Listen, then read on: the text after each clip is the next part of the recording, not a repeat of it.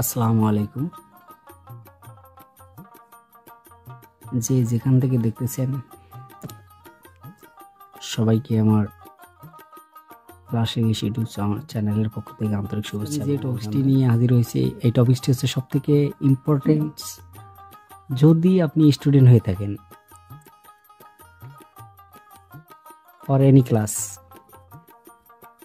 যে কোনো শ্রেণীর স্টুডেন্ট হয়ে থাকলে এই ক্লাসটি আপনার জন্য খুবই গুরুত্বপূর্ণ। আজকে যে টপিকটি নিয়ে আলোচনা করব এই টপিকটি আপনার ইংরেজি first part, second part, preposition, with clue, without clue, এমনকি বিভিন্ন ধরনের অ্যাডমিশন এবং জব পরীক্ষার্থীদের জন্য খুবই গুরুত্বপূর্ণ।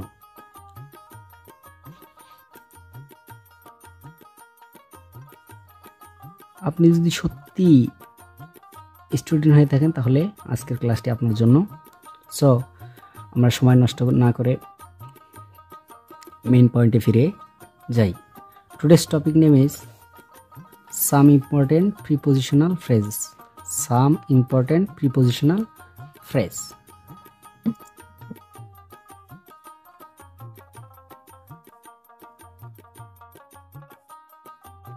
তো সাম ইম্পর্টেন্ট প্রিপজিশনাল ফ্রেজ আজকে আমরা সম্পর্কে আলোচনা করব। দেখো, আমি লিখে রেখেছি, যদি এক বা একাধিক প্রিপজিশন অন্য কোনো পার্টস অফ স্পিচের সহযোগে ফ্রেজ গঠন করে। তাহলে কি, যদি এক বা একাধিক প্রিপজিশন অন্য কোনো পার্টস অফ স্পিচের সহযোগে, মানে একসাথে হয়ে ফ্রেজ গঠন করে, প্রিপজিশনের মতোই ব্যবহৃত হয়। কি হবে? প্রিপজিশন কি করবে? এক বা একাধিক অন্য কোনো পার্টস অফ স্পিচের সহযোগে ফ্রেজ গঠন করে কি করবে? প্রিপজিশনের মতোই ব্যবহার হবে, তাহলে তাকে প্রিপজিশনাল ফ্রেজ বলে। তো এটার মেন কথা হলো যে প্রিপজিশন দিয়ে কি হবে? একটা ফ্রেজ গঠন করবে। এটা কার সাথে? পার্টস অফ স্পিচের অন্য যে ওয়ার্ডগুলো আছে এই ওয়ার্ডগুলোর সহযোগে একটা ফ্রেজ গঠন করবে।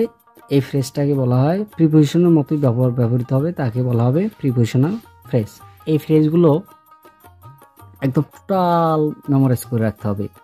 টোটাল মেমোরাইজ, টানা মুখস্থ করে রাখতে হবে। এগুলো যে কোনো ধরনের জব পরীক্ষা এবং একাডেমিক পরীক্ষা এবং বিভিন্ন ধরনের অ্যাডমিশন টেস্টে কমন পড়েই আসেই। সো এগুলো একদম মনের মাঝে গেঁথে নিতে হবে যেন কখনোই ভুলে না যাই। চলো আমরা সেই ফ্রেজগুলো একটু দেখে আসি কিভাবে ফ্রেজগুলো গঠন করা। দেখো, আমি লিখে রেখেছি প্রিপজিশনাল ফ্রেজগুলো। দেখো, মোটামুটি 15-20টা প্রিপজিশনাল ফ্রেজ লিখে রেখেছি। এই ধরনের কথাগুলো দেখবা যে তোমার প্রিপজিশন গঠন করার সময় প্রিপজিশনের সময় কমন পড়ে যাবে। প্রিপজিশনের সময় কমন পড়ে যাবে। আবার দেখবা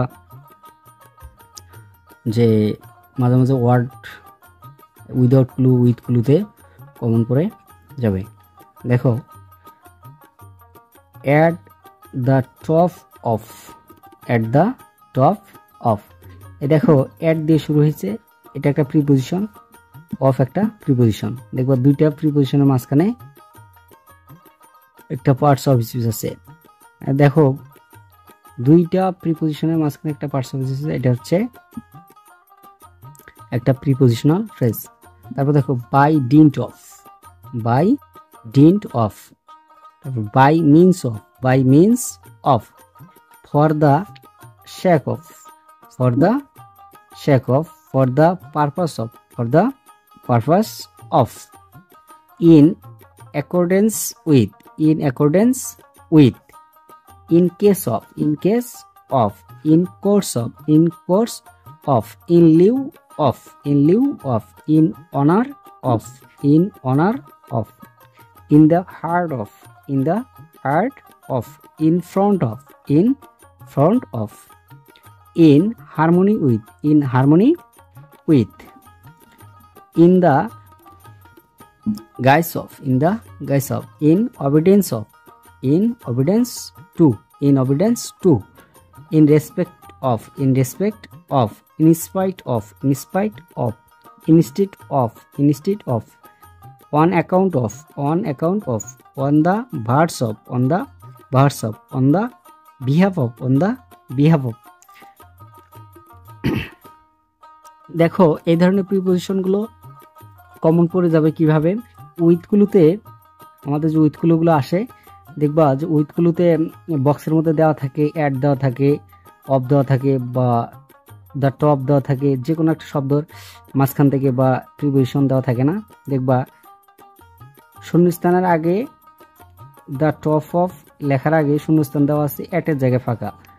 তাহলে যদি অ্যাট দ্য টপ অফ এটা তোমার মুখস্থ থাকে তাহলে তুমি উইথগুলো থেকে বসাইতে পারবা। আবার দেখবা উইদাউটগুলোতে এইভাবে দেওয়া থাকে, হয়তো বা অ্যাটের জায়গায় ফাঁকা, অথবা অফের জায়গায় ফাঁকা, অথবা টপের জায়গায় ফাঁকা, এইভাবে দেওয়া থাকে। বা বাই ডিন্ট অফ, এই যে বাইয়ের জায়গায় ফাঁকা দেওয়া থাকতে পারে, প্রিপোজিশন বসাইতে হবে। অফের জায়গায় ফাঁকা দেওয়া থাকতে পারে বাই ডিন্ট, এটা হচ্ছে এরপরে অফ বসেই। আবার মাঝখানে ফাঁকা দেওয়া থাকতে পারে দুই প্রিপোজিশনের মাঝখানে।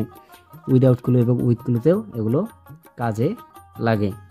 সো এগুলো আমাদের টানা মুখস্থ করে রাখতে হবে, মুখস্থর কোনো বিকল্প নাই। যদি ক্লাসটি ভালো লেগে থাকে তাহলে সাবস্ক্রাইব করে নতুন নতুন ভিডিও বানানোর জন্য অনুপ্রেরণা দিয়ে সাথেই থাকুন। Stay with class English with Babu.